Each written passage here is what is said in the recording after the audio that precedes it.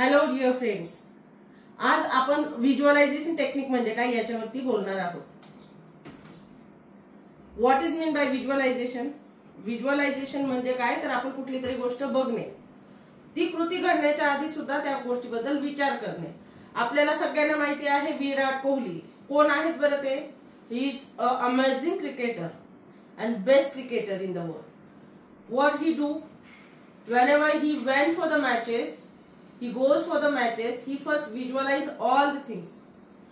ते आधी सगळ्या गोष्टी व्हिज्युअलाइज करतात की त्यांनी किती सिक्स मारले, किती फोर मारले, बॉलर्स त्यांच्यावर कसे बॉलिंग करतायत आणि त्याला ते कसे प्रत्युत्तर करतात, ही सगळी गोष्ट ते आधी व्हिज्युअलाइज करतात आणि मग ते पिचवर जातात नेक्स्ट डे आणि ज्या गोष्टी त्यांनी व्हिज्युअलाइज केलेल्या असतात त्या जशाच्या तशा घडतात.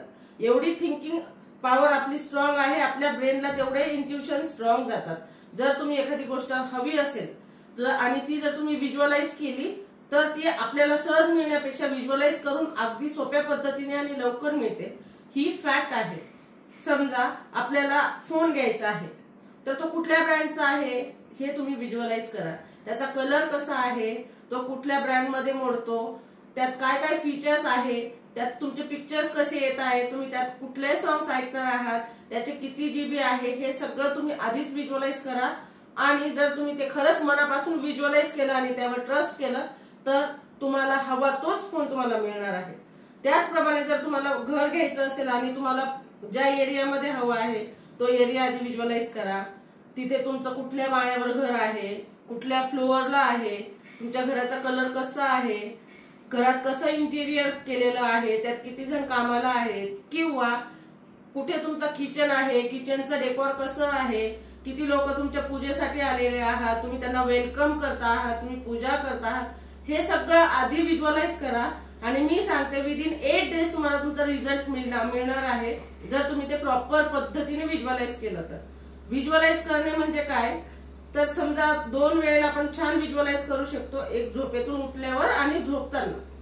आपण बेडवर पडलेलो आहोत आणि सकाळी आपले जस्ट डोळे उघडले तर त्या वेळेला त्या गोष्टी व्हिज्युअलाइज करा. डोळे बंद करा आणि बघा की काय दिसतंय तुम्हाला. समोर एक छान मोठी बिल्डिंग दिसते, त्यात तुमचा फ्लॅट आहे, तो कुठल्या फ्लोअरला आहे, त्यात तुम्ही काय काय डेकोर केलेलं आहे, किती लोक आलेले आहेत, हे रोज तुम्ही प्रॅक्टिसने व्हिज्युअलाइज करा. तुमच्या माइंडला ते इंट्युशन्स द्या आणि त्या पद्धतीने करा.